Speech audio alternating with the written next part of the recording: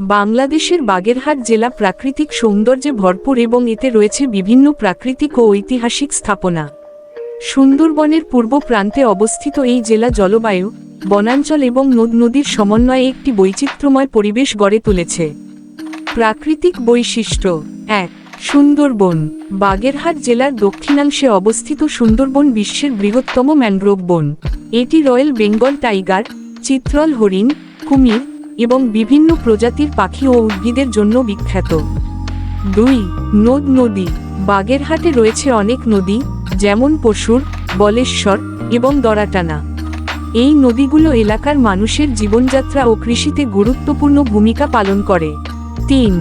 মিঠাপানির জলাভূমি। এখানে বিভিন্ন বিল ও জলাভূমি রয়েছে, যেমন বাইলার বিল, যা শীতকালে অতিথি পাখির অভয়ারণ্য হয়ে ওঠে। ঐতিহাসিক ও প্রাকৃতিক স্থাপনা। ১. ৭ গম্বুজ মসজিদ। ইউনেস্কো ঘোষিত বিশ্ব ঐতিহ্য। এই মসজিদটি ঐতিহাসিক এবং স্থাপত্যিক দিক থেকে অত্যন্ত গুরুত্বপূর্ণ। এটি সুন্দরবনের প্রাকৃতিক পরিবেশের কাছাকাছি অবস্থিত। ২. শ্রীগুরু মঠ মন্দির। এটি একটি ঐতিহাসিক স্থাপনা এবং নিকটবর্তী পরিবেশ বেশ মনোরম।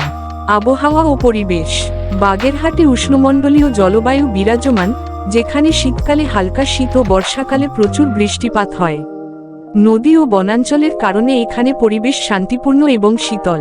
এই জেলার প্রাকৃতিক পরিবেশ ভ্রমণপ্রেমী এবং প্রকৃতিপ্রেমীদের জন্য আকর্ষণীয়।